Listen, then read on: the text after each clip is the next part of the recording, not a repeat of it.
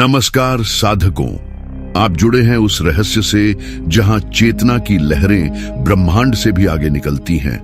आप देख रहे हैं सक्सेस पॉइंट S4W, एक ऐसा मार्ग जहां आत्मा के गूढ़ रहस्य खुलते हैं। और आज हम एक ऐसे विषय की चर्चा करेंगे जिसे जानना हर साधक के लिए अनिवार्य है।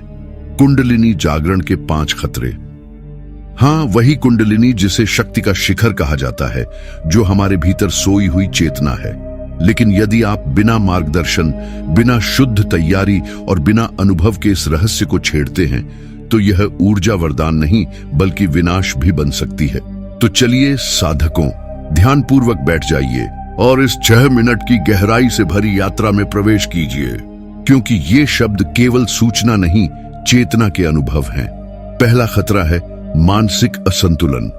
जब साधक बिना तैयारी या बिना गुरु के कुंडलिनी को जागृत करता है, तो मन उस ऊर्जा को संभाल नहीं पाता और व्यक्ति में भ्रम, द्वैत, भय, बेचैनी, मानसिक विकार या कभी-कभी पागलपन जैसी स्थिति उत्पन्न हो सकती है।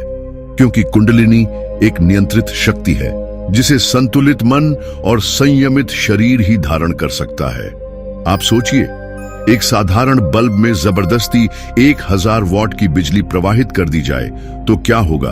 बल्ब फट जाएगा। ठीक वैसे ही हमारी नाड़ी संस्था, मस्तिष्क और मन यदि कुंडलिनी की तीव्र ऊर्जा को धारण करने के लिए तैयार न हो, तो यह शक्ति लाभ नहीं, संकट बन जाती है। दूसरा खतरा है शारीरिक विकृति और रोग। कुंडलिनी का मार्ग सूक्ष्म नाड़ियों ईरा, पिंगला और मुख्यतः सुषुम्ना से होता है। यदि शरीर शुद्ध नहीं, आहार सात्विक नहीं, दिनचर्या अनुशासित नहीं, तो यह ऊर्जा गलत मार्गों में प्रवाहित होकर कई प्रकार की शारीरिक गड़बड़ियां पैदा करती है, जैसे अनियंत्रित कंपन, रीढ़ की जलन, सिर दर्द, थकावट, आंखों में झंझनाहट, पेट में ऊर्जा की उथल पुथल। कई साधकों को ऐसा लगता है जैसे शरीर पर कोई अदृश्य दबाव बन रहा हो, और कभी कभी यह अनियंत्रित ऊर्जा इतना प्रभाव डालती है कि साधक को बिस्तर पकड़ना पड़ता है। इसलिए केवल आसन, प्राणायाम या ध्यान ही काफी नहीं, उसके पहले शरीर को पूरी तरह से शुद्ध और सशक्त बनाना अनिवार्य है। तीसरा खतरा है अहंकार और आत्ममोह।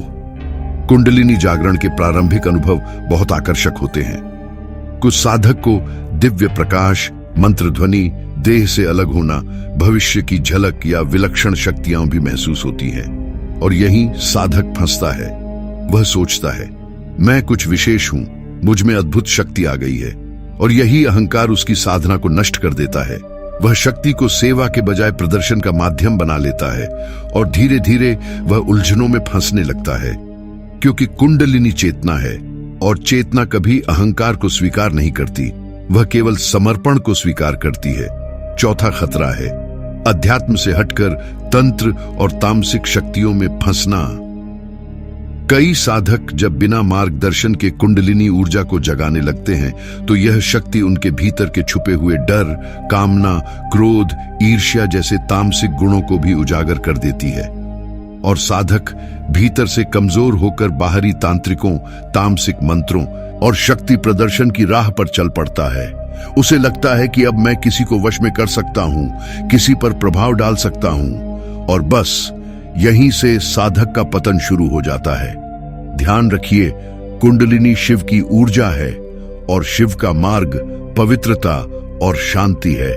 जो शक्ति साधना को आत्मशुद्धि नहीं बनाती, वह तामसिक बन जाती है। पांचवां और सबसे गहरा खतरा है आधे जागरण में फंस जाना। यानी कुंडलिनी कुछ हद तक जागृत तो हो जाती है, लेकिन साधक उस ऊर्जा को ऊपर के चक्रों तक नहीं पहुंचा पाता। ऐसे में वह ऊर्जा मूलाधार, स्वादिष्ठान या मणिपुर चक्र में अटक जाती है, और वहां उसके प्रभाव से साधक भोग, इच्छा, अधिकार और अहंकार में ही उलझा रह जाता है। उसे लगता है वो आध्यात्मिक बन रहा है, लेकिन वह असल में उस शक्ति को अपने निचले स्तर के जीवन में ही बर्बाद कर रहा होता है। ठीक उसी तरह जैसे कोई किसान बीज तो बो दे, लेकिन उसे समय पर पानी, धूप और देखभाल न दे, तो वह बीज अंकुरित होकर सूख जाता है। अब प्रश्न ये है, इन 5 खतरों से बचा कैसे जाए? उत्तर सीधा है, मार्गदर्शक की छाया में साधना की जाए।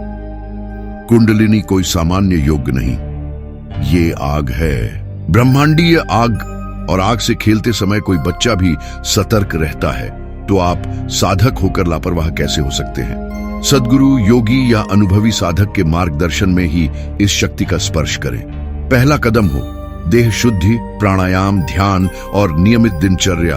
फिर भावनात्मक शुद्धि, क्रोध, मोह, लोभ से ऊपर उठना। फिर आत्मसमर्पण कि ये साधना मेरे लिए नहीं, ब्रह्म के लिए है। और जब ये सारे स्तर पूर्ण होते हैं, तब सुषुम्ना मार्ग खुलता है। कुंडलिनी की ऊर्जा अपने आप ऊपर की ओर चलती है, और तब ना तो डर होता है, ना खतरा, बल्कि हर क्षण एक आनंद, एक दिव्यता, एक ब्रह्मानंद की अनुभूति होती है। यह साधना का सच्चा पथ है, और सक्सेस पॉइंट S4W का यही प्रयास है, आपको सचेत करना, आपके अंदर की नींद तोड़ना। क्योंकि आप कोई साधारण आत्मा नहीं, आप ब्रह्म की ही ऊर्जा हैं। लेकिन जब तक कुंडलिनी की इस शक्ति को समझदारी से न जगाया जाए, तब तक साधक स्वयं की शक्ति से ही हार सकता है। तो जागो साधकों, और चेतना के इस रहस्य को सिर्फ जानो नहीं, अपने जीवन में उतारो। हम फिर मिलेंगे ऐसी ही किसी अलौकिक यात्रा पर। तब तक ध्यान रखिए, साधना कीजिए और साक्षी बनिए अपने ही ब्रह्म स्वरूप के। आप देख रहे हैं सक्सेस पॉइंट S4W। हर हर महादेव।